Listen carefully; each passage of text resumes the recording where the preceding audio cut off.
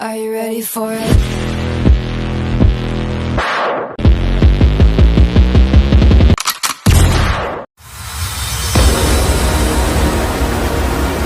Ladies and gentlemen, may I have your attention please? It's time for the final countdown. The show starts in 3, 2, 1, go! Save alarm and your live video. Press on the season can call me and top member can come and go to get back on me. Where our eyes are never closing, hearts are never broken, and time's forever frozen still. So you can keep me inside the pocket of your ripped jeans. Assalamualaikum warahmatullahi wabarakatuh. Salam Om Swastiastu, Namo Buddhaya, salam kebajikan.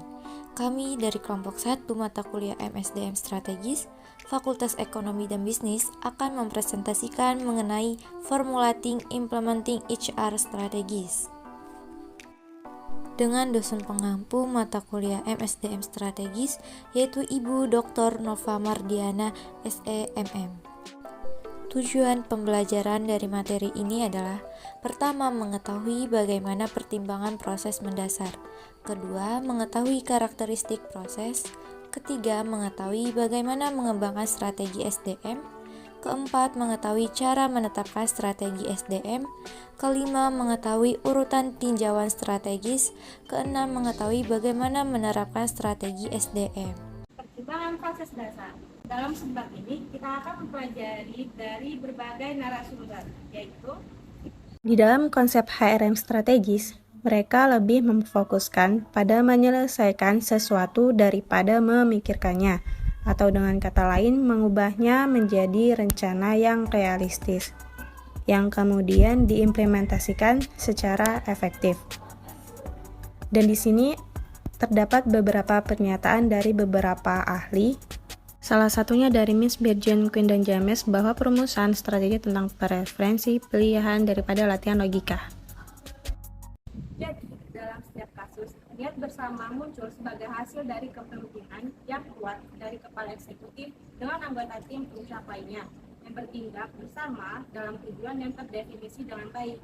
Secara ini, sasaran ini menunjukkan dengan jelas faktor penentu keberhasilan dari kompetensi, komitmen, kinerja, kontribusi, dan kualitas yang mendorong strategi SDM. Karakteristik proses. Proposisi. Boxer telah menyusun proposisi berikut tentang perumusan strategi SDM dari literatur antara lain: 1. Proses pembentukan strategi itu kompleks dan model rasionalistik yang berlebihan yang menghancurkan hubungan formalistik antara perencanaan strategis dan perencanaan SDM tidak terlalu membantu pemahaman kita tentangnya. 2. Strategi bisnis mungkin merupakan pengaruh penting pada strategi SDM tetapi hanya salah satu dari beberapa faktor. 3. Tersirat dalam campuran faktor-faktor yang mempengaruhi bentuk strategi SDM adalah serangkaian kompromi histori dan trade-off dari pemangku kepentingan. Sekolah pengembangan strategi. 1. Sekolah desain disengaja dan didasarkan pada asumsi rasionalitas ekonomi. Ini menggunakan alat analisis kuantitatif dan bukan kualitatif yang berfokus pada peluang dan ancaman pasar. Apa yang terjadi di dalam perusahaan adalah administrasi atau operasi belaka. Kedua, sekolah proses yang mengadopsi berbagai pendekatan dan berkaitan dengan bagaimana strategi dibuat dan apa yang mempengaruhi perumusan strategi. Dan ini lebih merupakan studi tentang apa yang sebenarnya terjadi dengan penjelasan yang berasal dari pengalaman daripada teori deduktif. Ketiga, sekolah konfigurasi menarik perhatian pada keyakinan bahwa Pertama, strategi bervariasi sesuai dengan siklus hidup di organisasi. Kedua, mereka akan menggantung pada sektor organisasi. Dan ketiga, tentang perubahan dan transformasi. Fokusnya adalah pada strategi implementasi di mana menurut Purcell, SDM dapat memainkan peran utama. Tingkat pengambilan keputusan strategi. Perbedaan ini dibuat oleh Purcell dan Armstrong antara lain. 1. Keputusan urutan pertama yang berkaitan dengan arah jangka panjang perusahaan atau ruang lingkup kegiatannya. Kedua, keputusan urutan kedua yang berkaitan dengan prosedur operasi internal dan bagaimana perusahaan diatur untuk mencapai tujuannya. 3. Keputusan urutan ketiga yang berkaitan dengan pilihan pada struktur dan pendekatan sumber daya manusia dan strategis dalam arti bahwa mereka menetapkan parameter dalam manajemen hubungan karyawan di perusahaan. Opsi dan pilihan strategis. Baik, materi selanjutnya opsi dan pilihan strategis. Pilihan strategis adalah alternatif yang tersedia bagi para pengambilan keputusan untuk menggunakan sumber daya yang tersedia dan memanipulasi keunggulan kompetitif. Materi selanjutnya opsi dan pilihan strategis.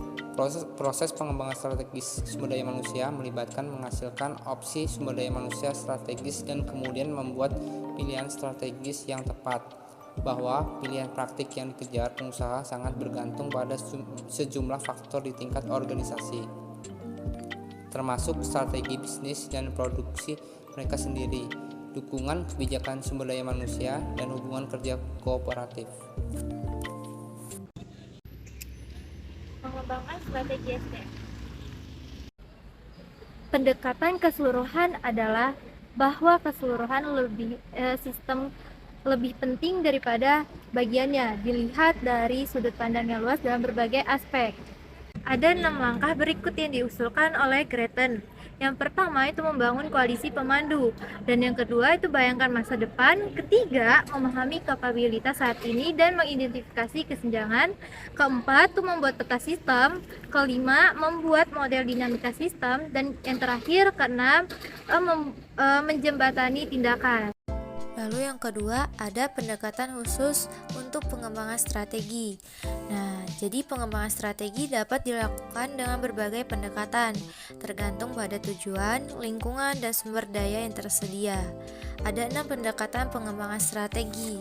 Yang pertama itu ada pendekatan desain. Lalu yang kedua ada pendekatan inovasi.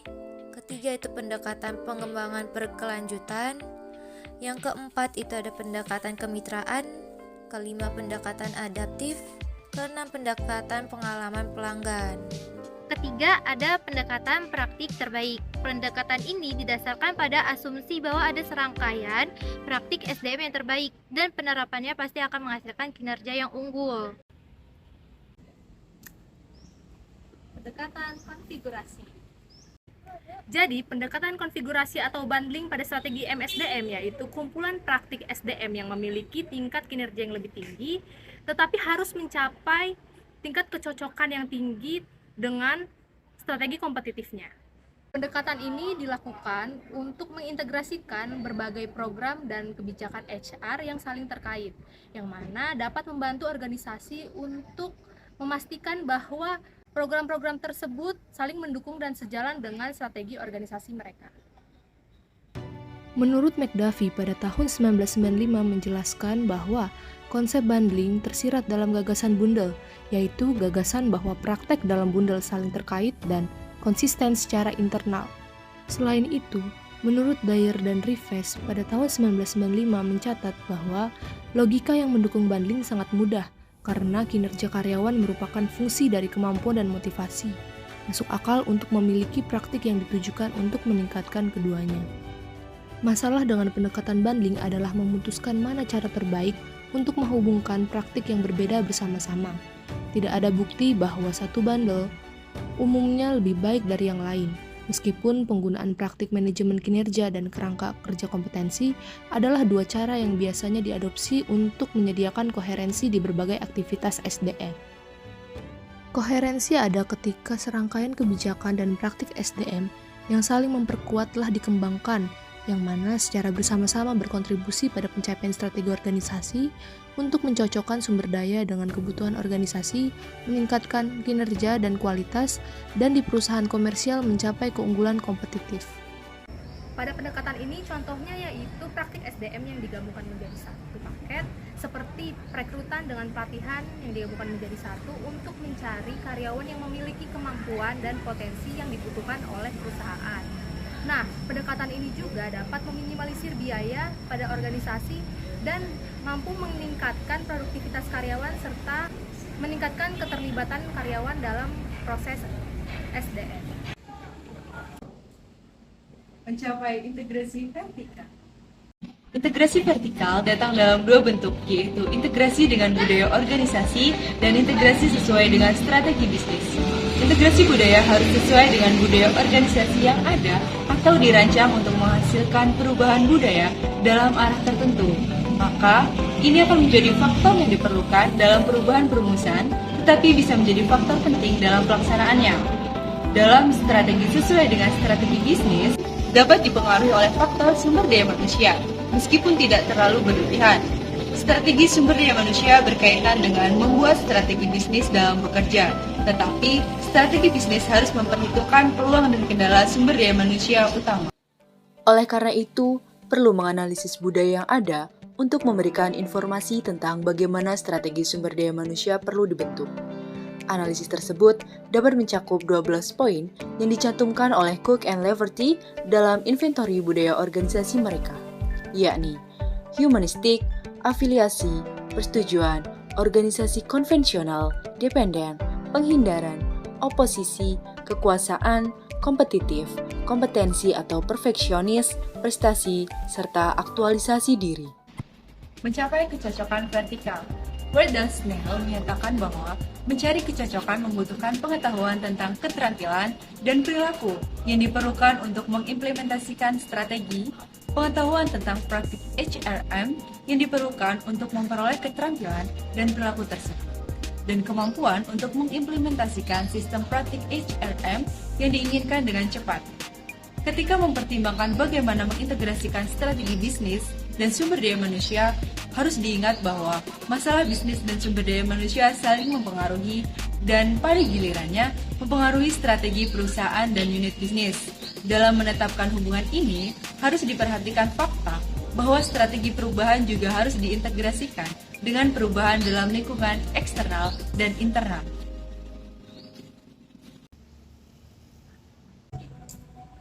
Proses integratif. Selanjutnya saya akan menjelaskan menghubungkan praktik. SDM bundling bukan hanya proses dari pick and mix. Tujuannya yaitu yang pertama, untuk menetapkan area praktik SDM yang perlu diterapkan secara umum, dan yang kedua, untuk memeriksa praktik tertentu untuk membangun hubungan atau landasan bersama di antara mereka, sehingga mereka saling mendukung. Lalu menetapkan strategi. Berikut ini adalah judul di mana strategi dan rencana penerapannya dapat diterapkan. Yang pertama, dasar, yang kedua, konten, yang ketiga, rasional, yang keempat, rencana implementasi, yang kelima, analisis biaya dan manfaat. Selanjutnya, saya akan menjelaskan proses integratif. Dua proses integrasi yang sering digunakan adalah manajemen kinerja dan penggunaan kompetensi. Cara mereka menyediakan perekat antara berbagai praktik SDM diilustrasikan dalam dua gambar berikut.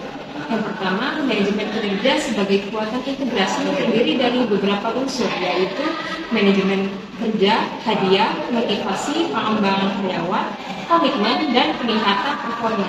Yang kedua, penggunaan kompetensi sebagai kekuatan integrasi, yaitu penggunaan kompetensi, hadiah, pengarahan, dan pengembangan.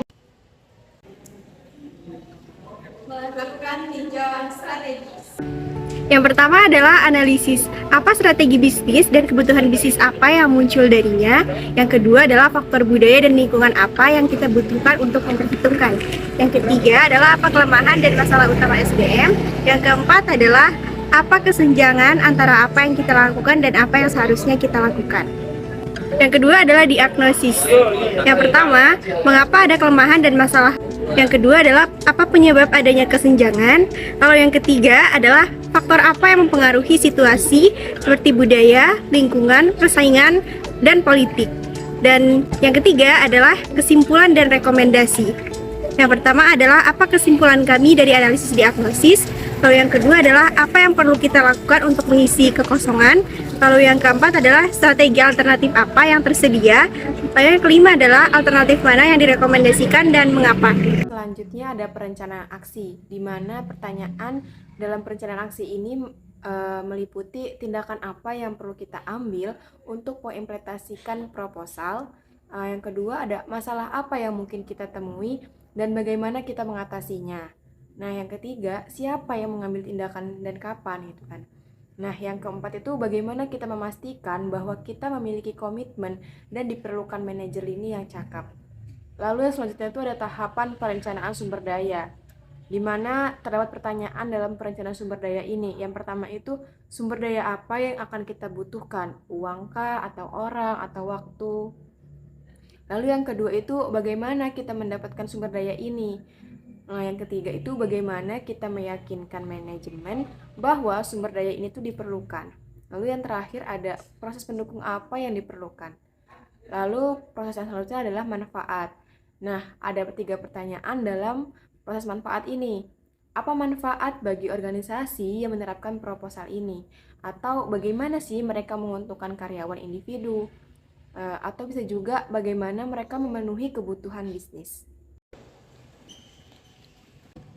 Mengimplementasikan strategi. Selanjutnya yaitu mengimplementasikan strategi. Mengimplementasikan strategi juga bisa diartikan sebagai tahapan untuk melaksanakan strategi-strategi yang sudah dirancang. Dalam menghadapi segala sesuatu atau menjalankan segala sesuatu, sudah pasti akan ada hambatan yang akan dihadapi. Nah, berikut ini beberapa contoh hambatan yang ada di dalam mengimplementasikan strategi sumber daya manusia. Yang pertama, kurangnya motivasi karyawan untuk mencapai tujuan. Yang kedua, alokasi sumber daya manusia dan anggaran yang tidak tepat. Yang ketiga, kesenjangan pada struktur dan kepemimpinan. Serta yang keempat, jalur komunikasi yang sangat lemah. Kesimpulan. Di dalam perumusan strategi SDM, hal pertama yang dilakukan ialah menentukan apa yang ingin dilakukan organisasi untuk mencapai tujuan yang ditentukan dalam kebijakan manajemen sumber daya manusia secara keseluruhan dan dalam bidang proses dan praktek SDM tertentu. Dan kedua, menetapkan bagaimana penerapannya. Meskipun mungkin sulit, pendekatan strategis diinginkan untuk memberikan arah dan tujuan dan sebagian dasar untuk pengembangan kebijakan dan praktik SDM yang relevan dan koheren.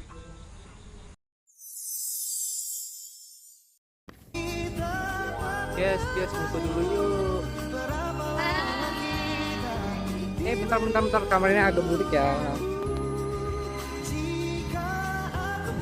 Ya, udah sepi, udah kelar presentasinya. Terima kasih ya Bu Nova atas pembelajarannya. Dan kawan-kawan yang udah menyaksikan. Dadah, see you. Nah. Behind the scene. Dan apabila tak bersamamu, kupastikan ku jalani dunia tak seindah kemarin. Sederhana tertawamu sudah cukup lengkapi sempurnanya hidup bersamamu. Kala, salah. Oke, lanjut, musik.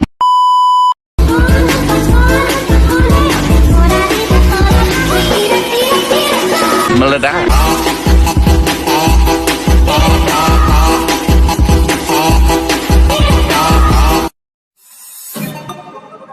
Sekian presentasi dari kami. Maaf jika ada salah kata atau salah menaruh rasa. Seperti hubungan kamu dengan dia yang selesai tanpa pernah dimulai.